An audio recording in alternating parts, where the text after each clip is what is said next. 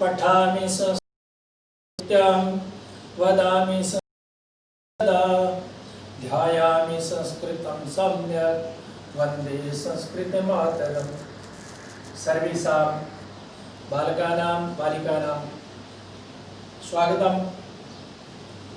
अद्य वयं संस्कृतभाषायां ये वर्णाः सन्ति तेषां वर्णानाम् उच्चारणस्थानानां विषये पठिष्यामः। पूर्व में हमने एक वीडियो में ये पढ़ा था कि संस्कृत भाषा क्या है, व्याकरण क्या है, व्याकरण पढ़ने का उद्देश्य क्या है, साथ ही वर्ण किसे कहते हैं, वर्णों के प्रकार हमने पढ़े थे जिसमें स्वर और व्यंजन। उसके बाद स्वर और व्यंजन के द्वारा शब्द निर्माण कैसे किया जाता है और शब्दों के प्रकार विकारी और अविकारी, यहाँ तक का अध्ययन हमने पहले वीडियो में किया था। अब आज हम दूसरे इस वीडियो में वर्णों के उच्चारण स्थान के बारे में अध्ययन करेंगे। सबसे पहले हम जानते हैं कि उच्चारण स्थान है क्या। वर्णाभिव्यक्ति प्रदेशः उच्चारण स्थानम कथ्यते, अर्थात उच्चारण स्थान वह जगह है जहाँ से वर्ण का उच्चारण होता है, जहाँ से वर्ण को बोला जाता है। तो सबसे पहले हम पाणिनीय शिक्षा के अनुसार उच्चारण स्थान पढ़ने के लिए तैयार है।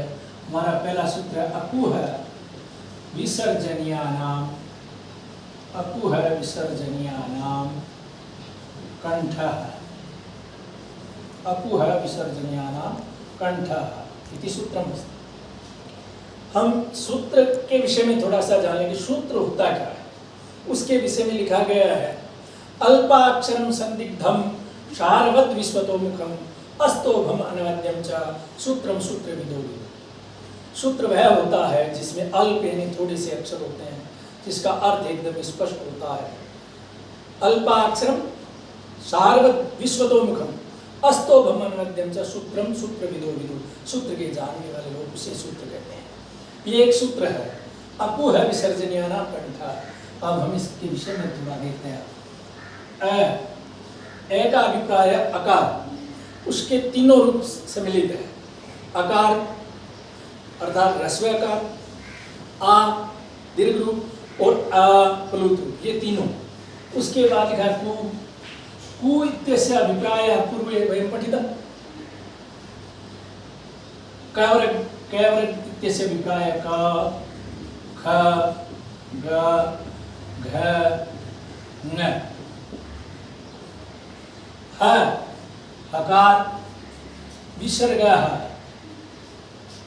अयोगवाह अस्ति संस्कृत भाषायां वर्णानां मध्ये विसर्गः तस्य उच्चारण स्थानं कंठ अस्ति। एषां वर्णानां उच्चारण स्थानं कंठ अस्ति।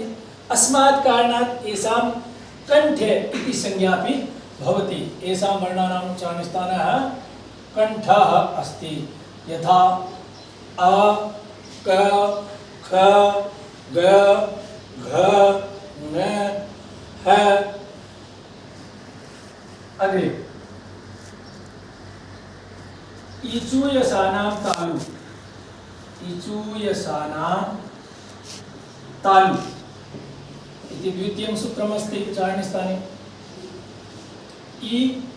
इकारः तस्यापि त्रीणि रूपाणि ह्रस्व दीर्घ प्लुत इति। चु इत्यस्य अभिप्रायः चवर्ग च छ ज झ य। इचु य यकार श शकार। येषां वर्णानां उच्चारण स्थानं तालु अस्ति। अस्मात् कारणात् येषां वर्णानां तालव्य इति संज्ञा भवति। अग्रे रि उ र षाणां, ऋटुरषाणां मूर्धा इत्यस्य अभिप्रायः ऋकार, ऋकारस्य अपि त्रीणि रूपाणि। टु इत्यस्य अभिप्रायः टवर्ग ट ठ ड ढ ण र। रेफ षकार एषां वर्णानाम् उच्चारणस्थानं मूर्धा अस्ति अस्मात् कारणात् एषां संज्ञा अस्ति मूर्धन्यवर्णाः मूर्धन्यषकारः अग्रे द्रि तुल सानां धृतुलसानां दन्ताः धृतुलसानां दन्ताः इति सूत्रस्य अभिप्रायमस्ति लृकारः लृकारस्य द्वे एव रूपे भवतः ह्रस्व प्लुत च लृकारस्य दीर्घरूपं न भवति तु इत्यस्य अभिप्रायः तावरग् ता थ द ध न अग्रे ल षकार एषां वर्णानाम् उच्चारणस्थानं दन्ताः सन्ति अस्मात् कारणात् एषां वर्णानां दन्त्य इति संज्ञा भवति ऋतुलसानां दन्ताः अग्रे उ पधमानीयानां यानां मोष्टौ उ पदभान्यानां मोष्टौ इत्यस्य व्याख्या करिष्यामः वयम् उकार तस्यापि त्रीणि रूपाणि ह्रस्व दीर्घ प्लुत इति अग्रे उपधमानीयः एषा एका विशेषा संज्ञा उपधमानीयः अग्रे पवर्ग उपधमनीयानाम् इत्यस्य अभिप्रायः वर्तते उकार पवर्ग उपधमानीय एषां वर्णानाम् उच्चारणस्थानम् ओष्ठौ ओष्ठौ इति द्विवचने उकार पवर्ग पवर्गे पञ्चवर्णाः सन्ति के पकार फ ब भ म इति उ इत्यस्य अभिप्रायः पवर्ग उपधमानीय उपधमानीय इत्यस्य विषये चर्चा करिष्यामः वयं वेदे पकार पकार पूर्वे एकः चिह्नविशेषः भवति यथा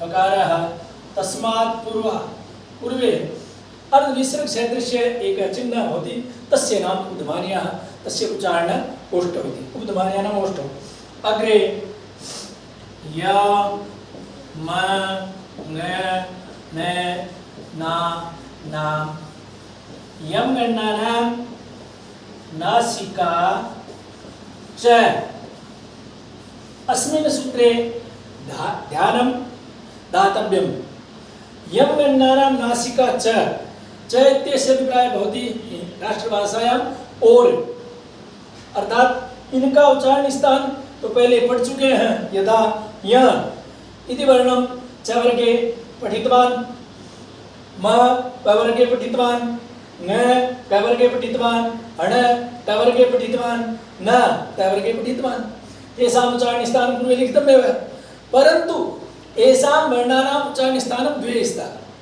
नासिका च इत्यस्य अभिप्राय और नासिका है साथ ही इनके वर्ग का जो उच्चारण स्थान है वो भी इनका उच्चारण स्थान है यानी इनके उच्चारण स्थान दो है यम गणनानां नासिका च अग्रे ए दै तो हो कंठतालु ए दै तो कंठतालु इत्यस्य अभिप्रायः किम् एकार ऐकार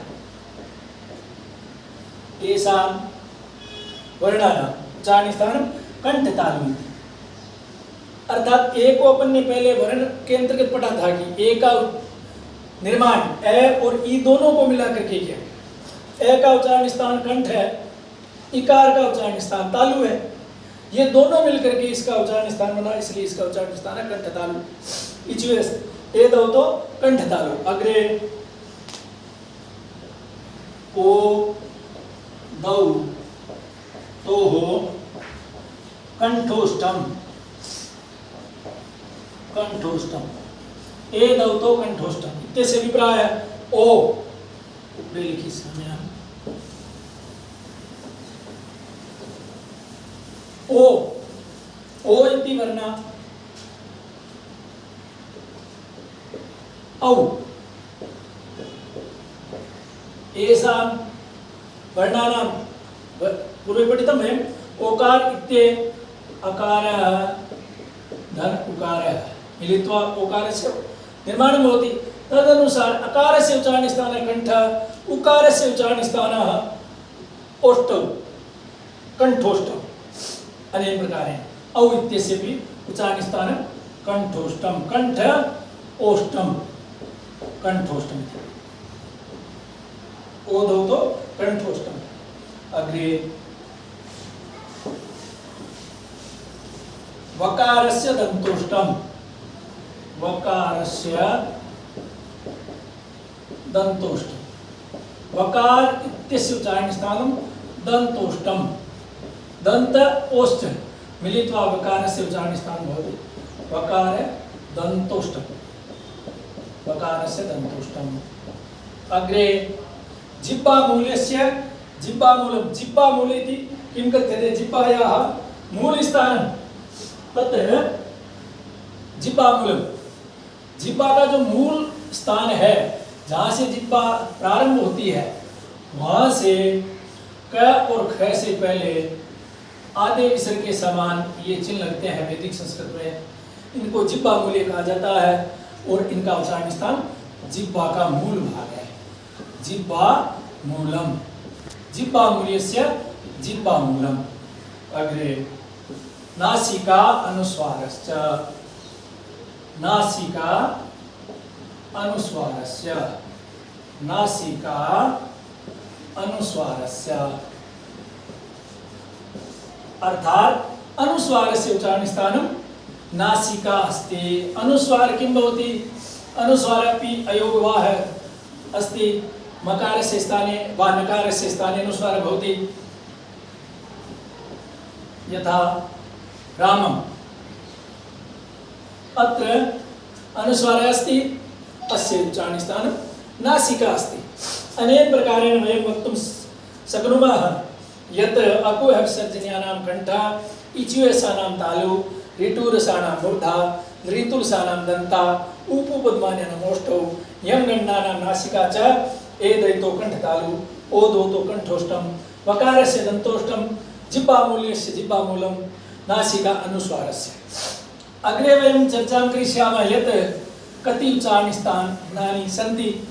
पाणिनीय शिक्षानुसारेण 8 वा 8 उच्चारणस्थानानि सन्ति। शोभनम्। अग्रे वयं चर्चां करिष्यामः कस्यपि प्रकरणविषये। धन्यवादाः।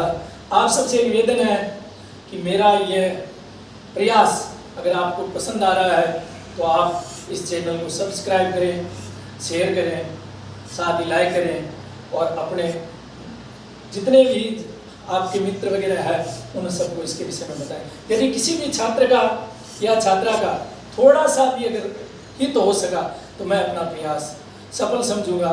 जय तु भारतम, जय तु संस्कृत।